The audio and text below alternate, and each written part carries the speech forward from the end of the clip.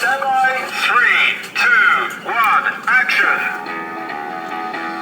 Assume nothing. Rash, bald-faced blasphemy. Question everything. I find it extremely hard to imagine. Open your eyes.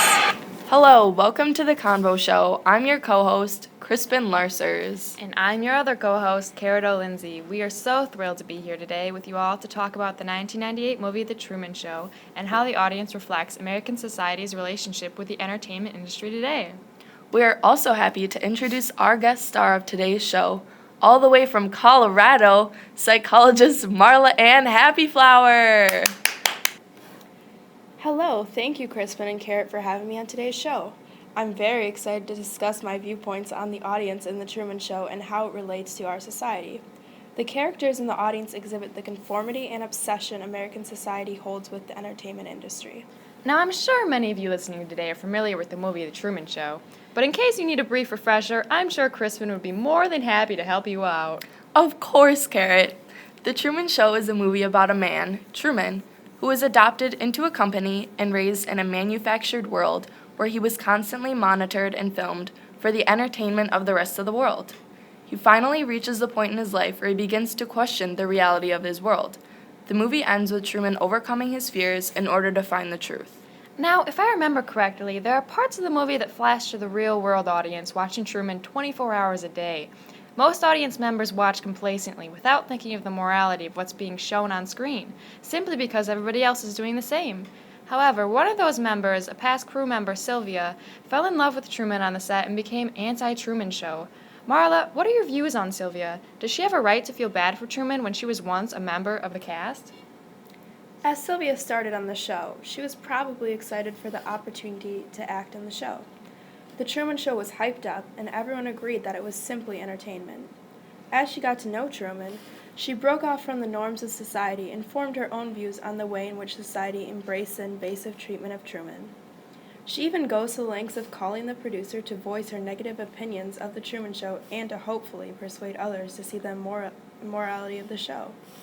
Jimmy, you got that clip? Got it, boss. Hey, Christoph, I'd just like to say one thing. You're a liar and a manipulator, and what you've done to Truman is sick. He's not a performer, he's a prisoner. Look at him, look at what you've done to him.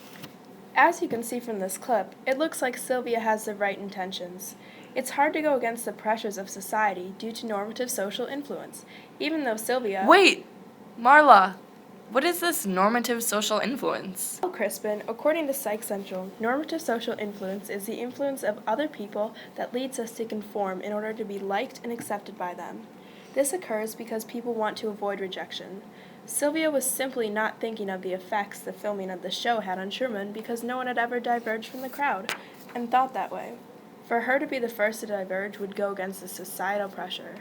Thankfully, Sylvia becoming a member of the cast of The Truman Show allowed her to eventually see the harm being done to Truman.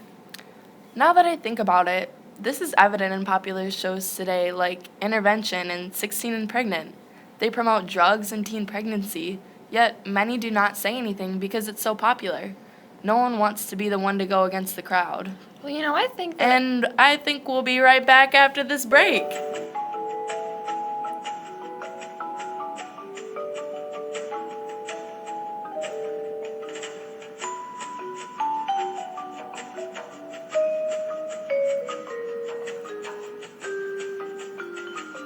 All right, and we are back. As I was saying, we are very excited to move on to our discussion about the pedestal that today's society places celebrities on. So, did any scenes in particular really stand out to you guys? well, for me, one scene in particular stood out. A woman ignored her crying baby in a high chair to continue watching The Truman Show. This mother values the show more than her own child. The audience is so wrapped up in Truman's daily activities that they couldn't even keep up with their own. Humans have an innate instinct to react to the sound of a crying baby. This can result in the child developing an unhealthy, insecure, avoidant attachment with his caregiver. If this mother is really able to ignore her baby and risk maldevelopment, they must be really obsessed with The Truman Show. Exactly. Another moment when people are ignoring their daily responsibilities is seen when the police officers ignore a man knocking on their door. Jim? All right, boss. move in the car. The two police officers are watching the show when someone tries to get their attention. Instead of helping the person, which is their job, the officers brush them off in order to get back to the show. This really exemplifies just how much these people value the television show over their own career. Marla, how would you feel if somebody placed watching a television show ahead of providing you assistance? Saying I would be frustrated would be an understatement. The truth is, though, I wouldn't be surprised, especially in today's society, where people have such a high value for technology and even prefer technology over the company of another person. You mentioned today's society. Marla, do you think that this show could be satirical to our own habits? I definitely think this show is mocking our society today. Crispin, do you watch Keeping Up with the Kardashians? Obviously. Is that even a question? The real question is, who doesn't watch the show? Remember when... OMG, did you guys hear that Bruce Jenner's a woman now? Yes, I totally... Guys, stop. Listen to yourselves. We just talked about how people ignore their daily responsibilities to focus on someone else's life, and here you are talking about Bruce Jenner instead of discussing the topic of your podcast. But just saying, Kylie's lives are totes fake. But back to your question. Our society is too obsessed with celebrities. In The Truman Show, the people in the bar related to me personally. They were emotionally affected and empathetic towards the celebrity, Truman, even though they've never met him, like we are with Bruce Jenner. I think there's actually a scene in the movie where they are arguing where they think Truman's dad is from. Jim? Got it, boss. Well, his father was from Chicago, wasn't he? No. His dentist was from Pensacola. His father was from Des Moines. But how come he wants to go to Chicago? He's not going to Chicago. He's not going anywhere. He has to have it out. These adults knew specific details about his life and discussed it like it was water cooler gossip, rather than having meaningful, personal conversation. The Huffington Post published an article entitled Americans and Celebrities, in which they reflected this onto our own society. It stated, instead of engaging in personal interactions where we discuss our own lives, feelings, and thoughts on current events, we discuss the lives of famous people documented in the tabloids as if we actually knew them. Interesting.